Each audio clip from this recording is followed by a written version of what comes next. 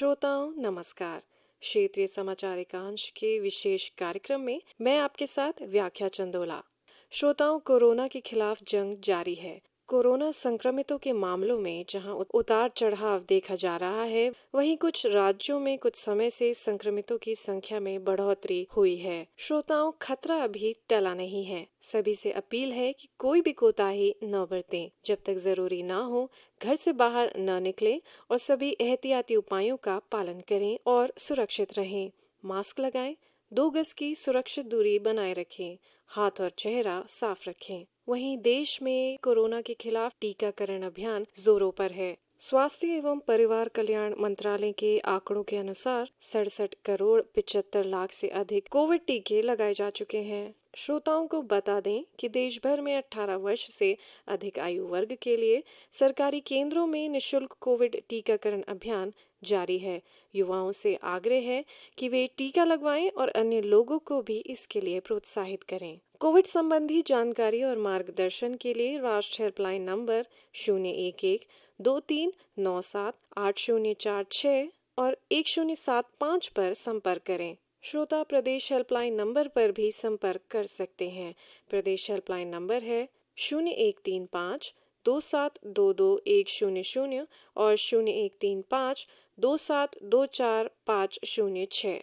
श्रोताओं, आज़ादी का अमृत महोत्सव के अंतर्गत आज़ादी के आंदोलन में हमारे स्वतंत्रता सेनानियों के योगदान एवं बलिदान की प्रेरक कहानियों से नई पीढ़ी को रूबरू कराने के लिए आकाशवाणी एक विशेष कार्यक्रम की श्रृंखला आज़ादी का सफ़र आकाशवाणी के संग शुरू कर रहा है। रोजाना भारत के स्वतंत्रता सेनानियों के जीवन, उनके योगदान तथा महत्वपूर्ण ऐतिहासिक घटनाक्रमों पर ये विशेष प्रस्तुति दी जा रही है। इस सिलसिले को आगे बढ़ाते हुए आइए सुनते हैं आकाशवाणी की विशेष प्रस्तुति आज़ादी का सफ़र आकाशवाणी के संग। आजादी का अमृत महोत्सव।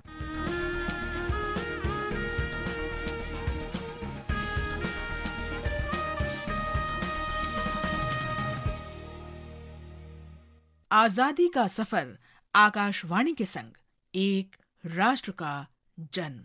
भारत का शानदार स्वाधीनता संघर्ष आधुनिक विश्व के महानतम संघर्षों में से एक है। आकाशवाणी आपके लिए रोजाना ला रही है इस शानदार संघर्ष की झलक।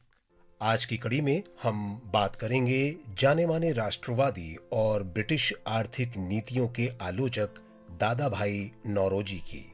भारतीय राजनीति के इस पुरोधा को प्यार से grand old man of India और अनऑफिशियल एम्बेसडर ऑफ इंडिया भी कहा जाता था। इनका जन्म 4 सितंबर 1825 को तत्कालीन बंबई में हुआ था। उनकी लोकप्रियता ही थी कि वे 2 बार हाउस ऑफ कॉमन्स के लिए चुने गए। दादा भाई ब्रिटिश संसद के पहले एशियाई सदस्य चुने गए थे। उन्हें भारत में ब्रिटिश शासन के आर्थिक दुष्परिणामों पर अपने विचार स्पष्ट रूप से रखने के लिए जाना जाता है। अपने कार्यकाल के दौरान दादा भाई ने भारत की हालत सुधारने को लेकर जबरदस्त प्रयास किए। ब्रिटिश आर्थिक नीतियों के चलते भारत को हो रहे नुकसान पर उन्होंने गंभीर शोध किया था। इसके बाद वे ब्रिटिश शासन के कटु आलोचक हो गए।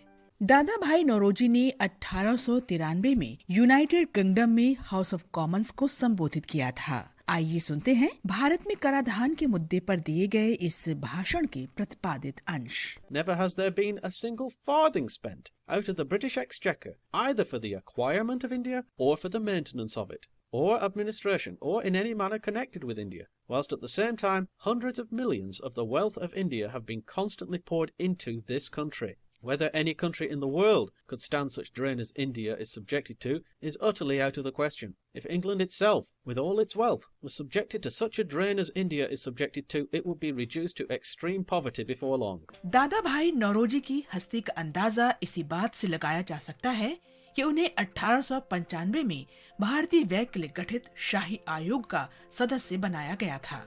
उन्होंने 1886, 1893 और 1906 के भारतीय राष्ट्रीय कांग्रेस के सालाना अधिवेशन की अध्यक्षता भी की थी। उन्हें स्वाधीनता आंदोलन के शुरुआती दौर के महत्वपूर्ण नेताओं में से एक माना जाता था। दादा भाई की ही प्रेरणा से बाल गंगाधर तिलक और गोपाल कृष्ण गोखले स्वाधीनता आंदोलन में शामिल हुए। गांधी जी पर भी उनका असर रहा।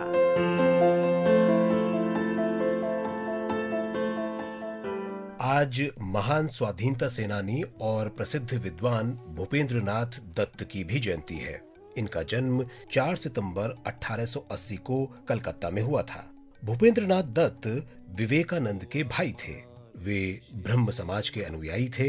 युवावस्था में दत्त ब्रिटिश शासन से लड़ने के लिए बंगाल रिवोल्यूशनरी सोसाइटी में शामिल हो गए, जिसकी स्थापना 1902 में प्रमथनाथ मित्रा ने की थी।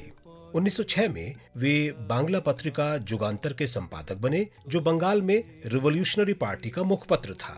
1907 में उन्हें ब्रिटिश पुलिस ने राजद्रोह के आरोप में गिरफ्तार कर लिया। जुलाई 1908 में जेल से रिहाई के कुछ दिन बाद ही भूपेंद्र नाथ को पढ़ाई के लिए अमेरिका भेज दिया गया।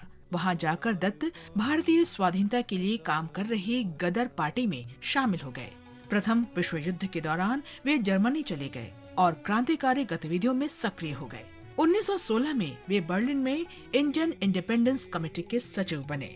1921 में भूपेंद्र नाथ दत्त मॉस्को चले गए और उसके बाद भारत लौट आए। भूपेंद्र नाथ ने कामकाजी वर्ग को उचित सम्मान दिलाने के लिए अथक प्रयास किए। वे लेखक भी थे। भारतीय संस्कृति और समाज पर उन्होंने अनेक पुस्तकें लिखी।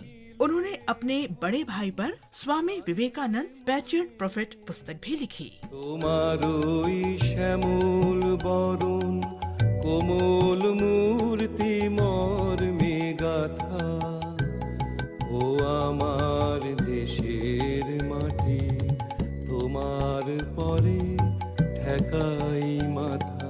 आज हम स्वाधीनता सेनानी और हरियाणा केसरी पंडित नेकीराम शर्मा को भी याद कर रहे हैं। गोपाल कृष्ण गोखले, लोकमान्य बाल गंगाधर तिलक, पंजाब केसरी लाला लाजपत राय और महामना पंडित मदन मोहन मालवीय की प्रेरणा से वे आजादी के आंदोलन में कूद पड़े थे। जब लोकमान्य तिलक को 6 वर्ष के कठोर कारावास की सजा हुई तो उन्होंने ब्रिटिश राज समाप्त होने तक चैन से न बैठने की कसम खाई। 1915 के कांग्रेस के बम्बई अधिवेशन के दौरान गांधी जी से मुलाकात के बाद वे अस्पृश्यता विरोधी आंदोलन में शामिल हुए। पंडित नेकीराम शर्मा ने 1919 में रॉलेट एक्ट विरोधी आंदोलन, असहयोग आंदोलन, नमक सत्याग्रह और भारत छोड़ो आंदोलन में अग्रणी भूमिका निभाई। ऐसे महात्मा हमें सदैव प्रेरित करते रहेंगे। आज बस इतना ही। आजादी का सफर आकाशवाणी के संग कल फिर मिलेंगे नई कड़ी के साथ।